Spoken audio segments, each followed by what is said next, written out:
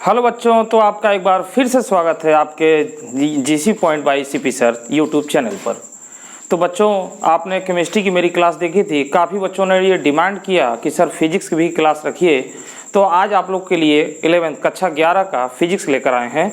इसमें बच्चों हम लोग देखेंगे जो है ऋजुरेखीय पथ पर गति, यानी फिजिक्स में ये चैप्टर है ऋजुरेखीय पथ पर गति। तो बच्चों, इसमें हम लोग आज इसमें केवल एक टॉपिक के बारे में चर्चा करेंगे, गति के समीकरण। तो बच्चों, गति के समीकरण तो बच्चों हम लोग इस पर बात करेंगे।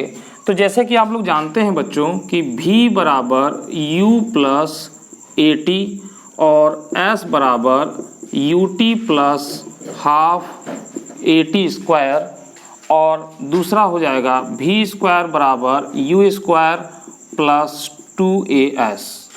तो बच्चों ये तीन समीकरण होते हैं गति के। इनको हम लोग दो विधियों से इसको जो है कि प्रूफ किया जाता है। तो हम लोग पहली विधि देखेंगे समाकलन विधि द्वारा। तो हम लोग इसमें क्या देखने वाले हैं, समाकलन विधि द्वारा इसको प्रूफ करेंगे बच्चों। तो देखिए, आइए समझते हैं। यहाँ पर हम लोग हेडिंग लगाते हैं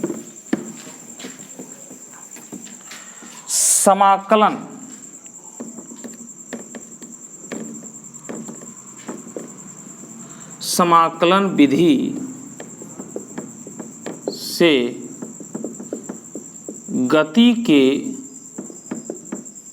समीकरण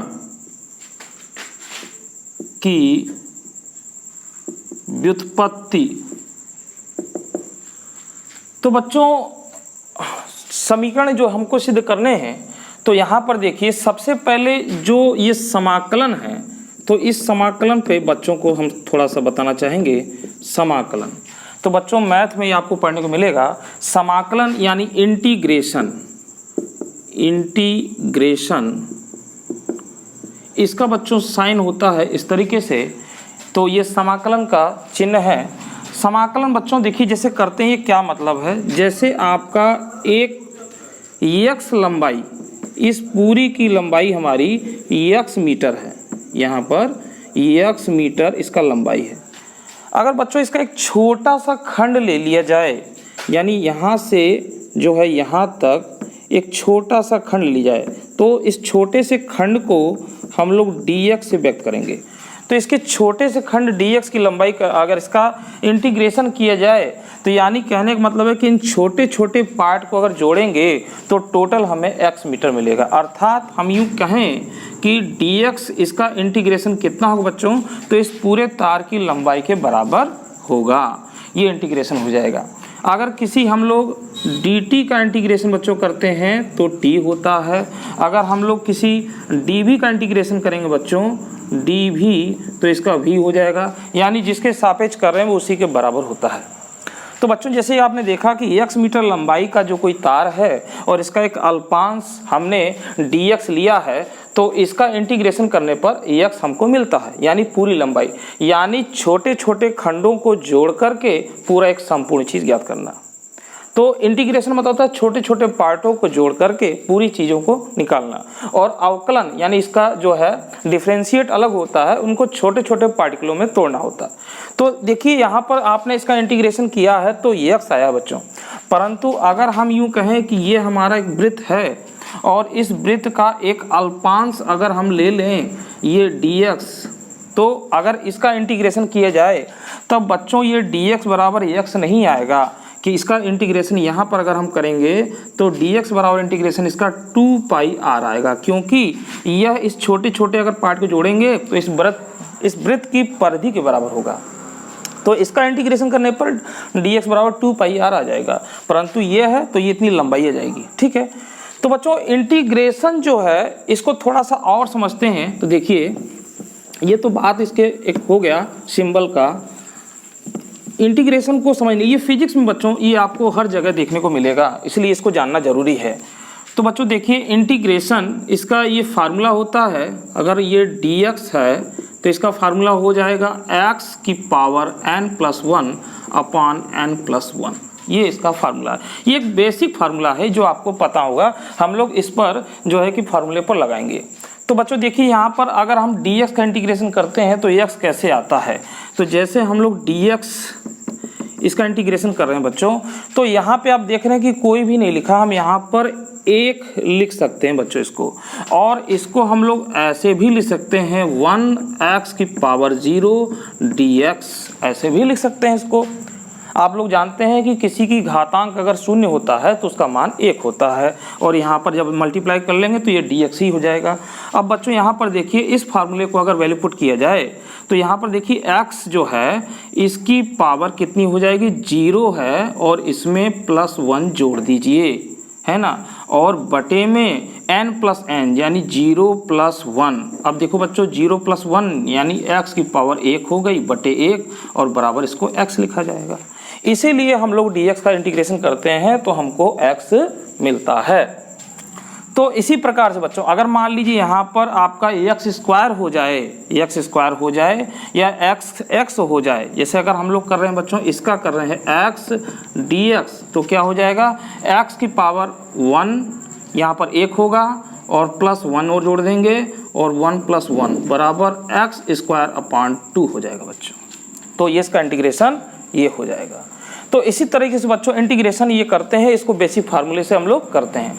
अच्छा, इसमें एक लिमिट की बात भी आती है। लिमिट क्या होता है बच्चों, जैसे मान लीजिए कोई हम लोग अगर कोई शून्य से कोई अगर टाइम हो रहा है एक्सपेंड 0 से 5 समय तक, तो जो शून्य है, जैसे मान लीजिए कोई पिंड यहाँ से इस पर जो है वो शून्य से यहाँ पर उसको 5 मिनट लगा, तो हम कहेंगे अगर किसी के समय के सापेक्ष में अगर इंटीग्रेशन कर रहे हैं तो 0 से ये 5 हो गया, तो हम इसे कहते हैं लोअर लिमिट और इसे कहते हैं अपर लिमिट, यानी इसे कहते हैं इसकी निम्न सीमा और इसे कहेंगे इसकी उच्च सीमा।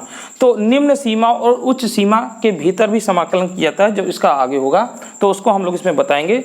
जैसे मान लीजिए कि यहाँ पे जैसे हम लोग कर रहे हैं इसका dx का इंटीग्रेशन कर रहे हैं 1 से 2 के बीच में कर रहे हैं, तो बच्चों इसका इंटीग्रेशन तो आपका x ही होगा x। अब आप ये लिमिट भूल जाइए कि यहाँ पर हमने लिमिट लगा रखी है, तो इसको हम लोग इस तरीके से यहाँ पर हम कर लेंगे, यानी बड़े ब्रैकेट में कर लेंगे, और यहाँ पर देखिए लिमिट लगाएंगे 1 से ये 2 लगाएंगे। तो हम लोग क्या करेंगे x यहाँ पर जो है इसमें रखेंगे मान, x की जगह पे 2 रखेंगे यहाँ पर, और यहाँ पर फिर ये हो जाएगा आपका -1 हो जाएगा, यानी x की वैल्यू ये हम यहाँ पर 2 रख देंगे और यहाँ पर ये बराबर 1 हो जाएगा। तो यहाँ पर लिमिट लगाते हैं, तो जैसे जैसे लिमिट लगाएंगे हम बताएंगे आपको आगे। तो चलिए आइए अब समीकरण को हम लोग हल करते हैं और इसको देखते हैं, ठीक है। देखिए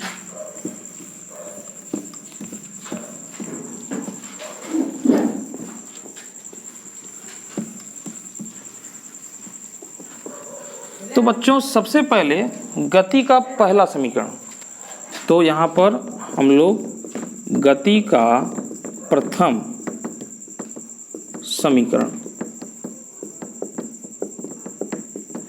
गति का प्रथम समीकरण हम लोग बच्चों कर रहे हैं।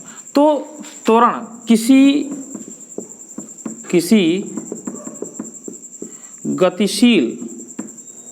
गतिशील वस्तु का त्वरण, तो किसी गतिशील वस्तु का त्वरण बच्चों क्या हो जाएगा, a बराबर हम लोग इसको लिखेंगे dv/dt। यहाँ पर बच्चों d जो है वो सूक्ष्म के लिए इस्तेमाल किया जाता है, वेग परिवर्तन की दर बटे समय हो गया।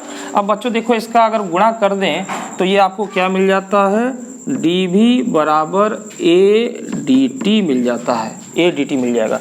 फिर यहाँ पर हम लोग लिखेंगे दोनों पक्षों का समाकलन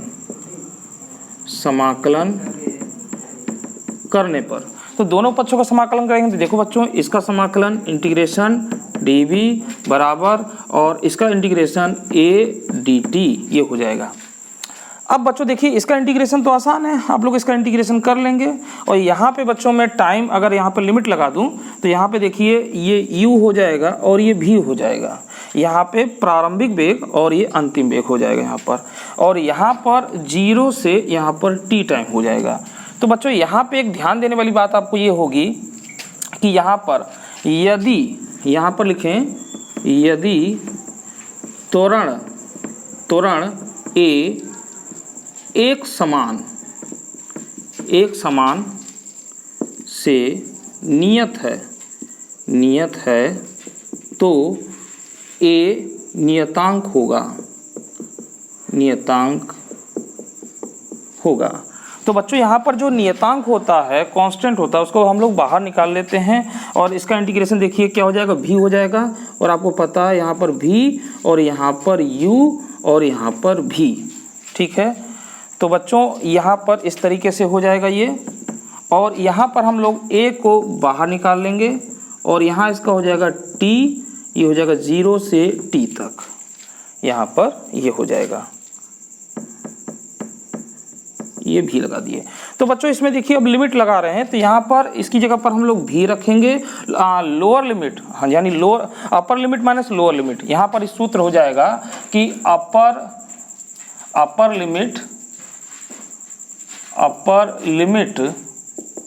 माइनस लोअर लिमिट। तो बच्चों यहाँ पर हो जाएगा, पहले भी रखेंगे फिर भी की जगह पर u रखेंगे बराबर। अब यहाँ पर बच्चों देखिए हम लोग क्या काम कर रहे हैं, a तो हमने बाहर ले लिया और यहाँ पर ये हो जाएगा t माइनस 0।